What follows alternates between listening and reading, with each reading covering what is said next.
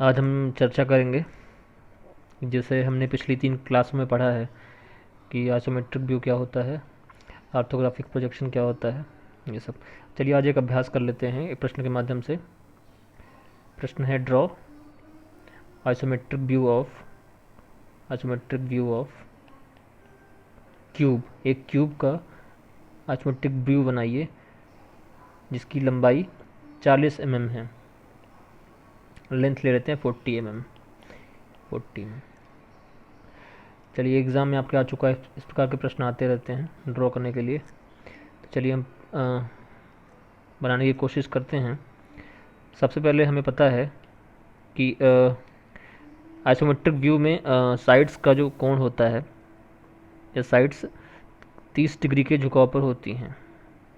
सबसे पहले हमने एक क्षैतिज रेखा खींची है, और चलिए हम एक एक्सिस टाइप का कुछ ड्रॉ कर लेते हैं।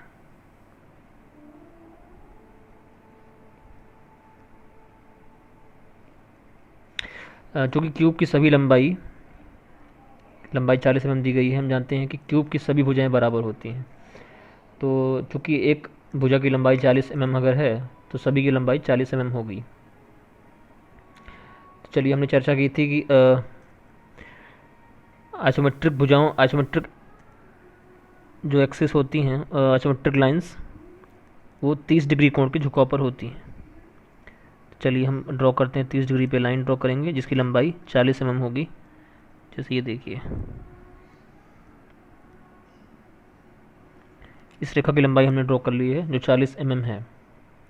ठीक ऐसे ही अगर हम वाई डायरेक्शन में आते हैं, वाई डायरेक्शन या माइनस एक्स एक्सिस की तरफ आते हैं, या हम कहें अगर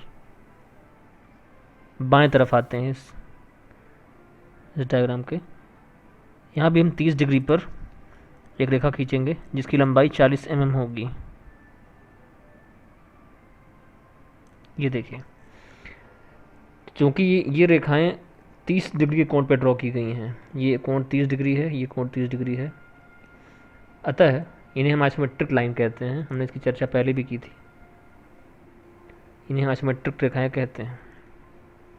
चलिए, तो चूँकि ये भी एक साइड है क्यूब की, इसकी लंबाई भी 40 mm होगी।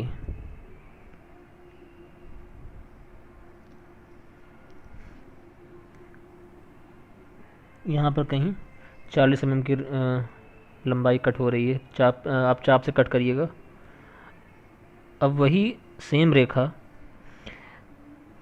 आइसोमेट्रिक लाइंस के समानांतर इस बिंदु से होते हुए भी हम एक रेखा खींचेंगे जिसकी लंबाई 40 mm होगी। देखिए कैसे।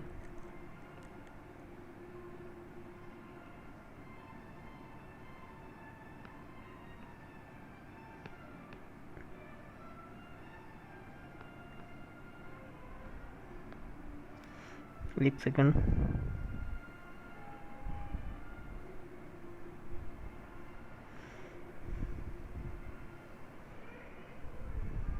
चलिए पहले इस तरफ खींच के देख लेते हैं।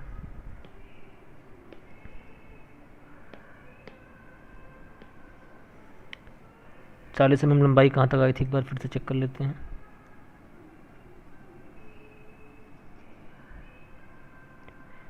दोस्तों ये कहीं यहाँ पर प्राप्त हो रही है। चलिए, तो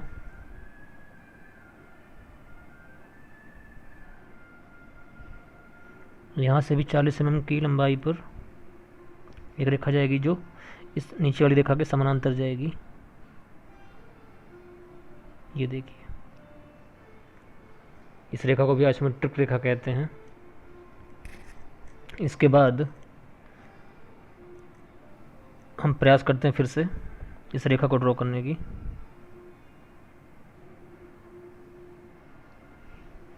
जिसकी लंबाई भी 40 mm होगी। ये देखिए,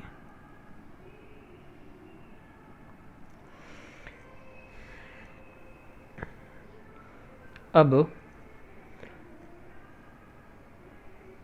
इन रेखाओं को ज्वाइन करेंगे हम। इसकी लंबाई भी 40 mm होगी। ठीक ऐसे ही इन रेखाओं को ज्वाइन करने पे हमें लंबाई 40 mm प्राप्त होगी। प्रत्येक भुजा की लंबाई 40 mm होगी, ये हम जानते हैं क्योंकि ये क्यूब है। अब ठीक ऐसे ही इस रेखा के समानांतर, ये देखिए, इसको हम सेट करेंगे 30 डिग्री पर। इस रेखा के समानांतर एक रेखा जाएगी इधर से होते हुए, जिसकी लंबाई भी 40 mm होगी। शायद वो आगे तरफ जाएगी तो उसमें आप देख ना पाएँ, मैं ट्राई करता हूँ। 2 3 4, ये देखिए, इसकी लंबाई भी 40 mm है। अब ठीक इसे पूरा करने के लिए इस रेखा के समानांतर, ये देखिए, इस रेखा के समानांतर हम एक लाइन ड्रॉ करेंगे जिसकी लंबाई भी 40 mm होगी। ये देखिए, इस तरह हमारा क्यूब पूरा हो गया है। अगर अब हम ध्यान से देखें तो एक्सिस जो होती है आइसोमेट्रिक एक्सिस 120 डिग्री कोण पर होती है, और सभी भुजाओं के बीच सभी भुजाओं का कोण 36 से 30 डिग्री होता है। साथ ही साथ अगर हम देखें, हम देख पाएंगे कि ये समानांतर है इसके और ये समानांतर है इसके, ये तीनों रेखाएं आपस में समानांतर हैं, इन्हें हम आइसोमेट्रिक रेखाएं कहते हैं। ठीक ऐसे ही ये रेखा समानांतर है इसके और इसके, ये तीनों रेखाएं आपस में समानांतर हैं। और ठीक ऐसे ही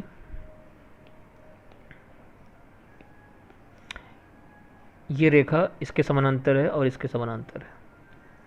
तो देखिए 3 इसमें सेट प्राप्त हो रहे हैं जो आपस में समानांतर हैं।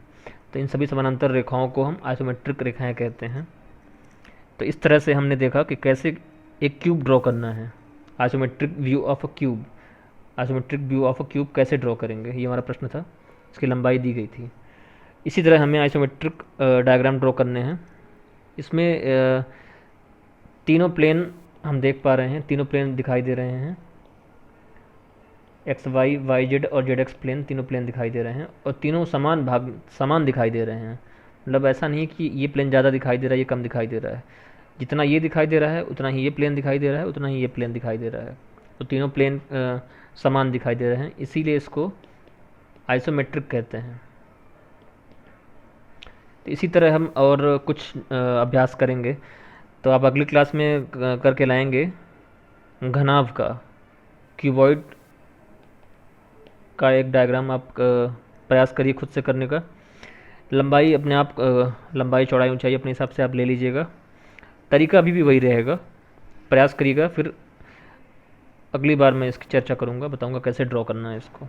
तब तक इसको ड्रॉ करेंगे, आप सीखेंगे और अभ्यास करेंगे। आज के लिए इतना ही है, धन्यवाद।